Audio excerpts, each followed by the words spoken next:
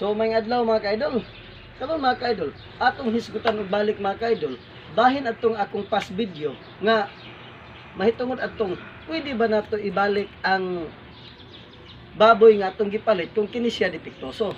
So regarding ana nga vlog mga ka-idol, daghan kaayo clarification kung pwede ba na siya mahitabo sa baboy. So atong hisgutan karon mga ka-idol, regarding ang status quo ana mga ka-idol, kung ikumpara po nato sa, kung kuha nato og comparison, i-compare nato siya sa items mga ka-idol o sa baboy mga ka-idol. Now, apan sa dili pa, so tuguti sa ako nga manimbaya sa akong mga top followers, labi na gid katong mga bag-o nga nagpalo sa ako So daghan kayong salamat sa inyong pagsalig ug makanunayon nga suporta sa akong vlog. Kay kamo ang hinungdan nganong nagpadayon pa ni ang atong vlog hantod karong panahon na. So sa prep department na din ana ang BG Group nga kanunay sab gyud ang suporta sa akong mga video.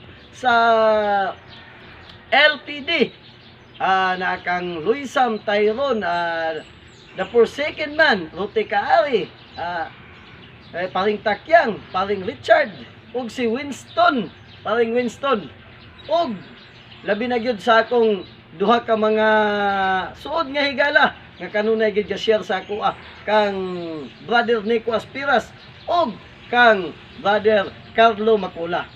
Labi na gid sa imo toy Patrick Gadjan nga kanunay sab gid share sa akong video. Jude Bulawin, kang brother Minuro ug kang Mr. Ragandang. So sa inyong tanan ug sa uban pa nako mga followers nga dili nako manganlan, bumikan tungod sa inyong gidaghanon. Apan kamong tanan ana agid sa akong kasing-kasing ug ayaw sad mo kalimot og share, follow, like and subscribe sad sa akong YouTube channel Ka Idol Bird TV.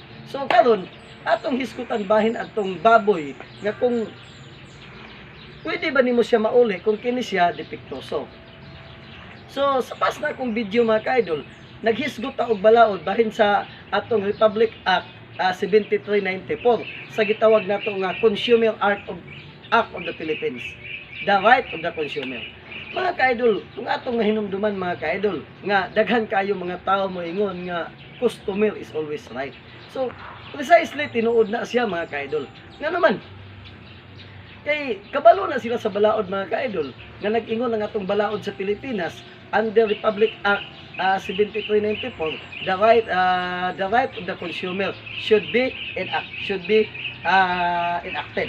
Now, mga ka-idol, mo ni siya mga ang istorya ani mga ka-idol, no? Kung pananglitan nagpalit ka og baboy mga ka-idol, unya kini nga baboy mga ka-idol gideliver sa imuha.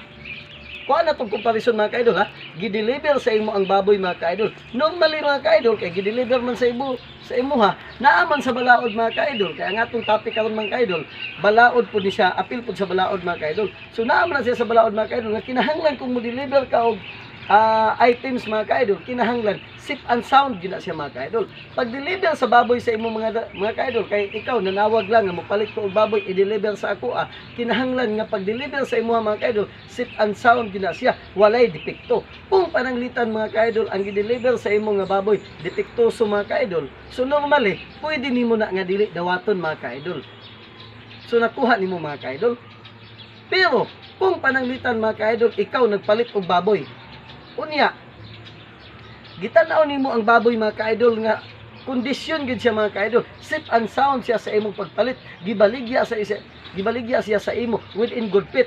Unya karon pag abot sa inyong balay mga ka-idol, din ana naay problema, pwede pa ba nimo na siya uli mga ka-idol? Ang tubag mga ka-idol, depende na siya sa sitwasyon mga ka-idol. Kay basin unya sa imong pagdala sa iya mga ka-idol, didto siya na damage, di ba?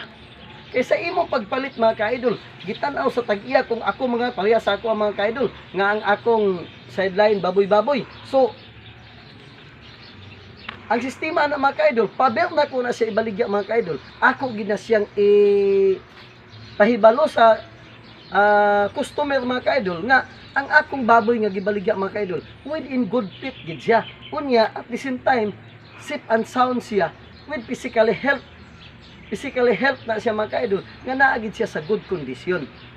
Kung pananglitan sa imong pagdala mga ka-idol, napiang na siya dito pag-abot sa inyong balay, kana siya mga ka-idol, ikaw na liable ana mga ka-idol. Imo na siya nga risgo. Dili na sa imong gibaligyaan. O dili na sa katong tawo nga imong gipalitan. So, inana na siya mga ka-idol. Kinahanglan magud mga ka-idol nga pabilt na mo palit og baktin og baboy sad mga ka-idol nga dako magamay og madako mga ka-idol. Ato gyud tan-awon ang iyang kondisyon. Maski gyapon sa IT mga ka-idol, kung mo palit ta og mga appliances or something like that mga ka-idol, inana kinahanglan ato gyud ang tan-awon mga ka-idol kung mutingog ba na siya, kung naa ba na siya sa kondisyon, good fit ba na siya nga pagbaligya. Kay kung pag-abot ninyo sa inyong balay mga ka-idol, naguba na siya sa imong pagdala, kana siya nga problema mga ka-idol, imo na mga ka-idol. So dili na problema sa imong gipalitan. Ang balaod nag-ingon mga ka-idol under Republic Act 7394 nga the right of the consumer or Consumer Act of the Philippines nga katungod sa usa ka customer nga mo pilit siya og material within good fit mga ka-idol. So kinahanglan pabilta mo palit mga ka-idol, ato gid na siyang check upon og maayo mga ka-idol. So sama gyapon sa magpalit og baboy mga ka-idol, nga imo gina siyang check upon mga ka-idol. Kung kana siya nga baboy mga ka-idol, wala ba na siya problema kay sa panahon nga na siya problema mga ka-idol, ayaw na siya og dayon na og palit.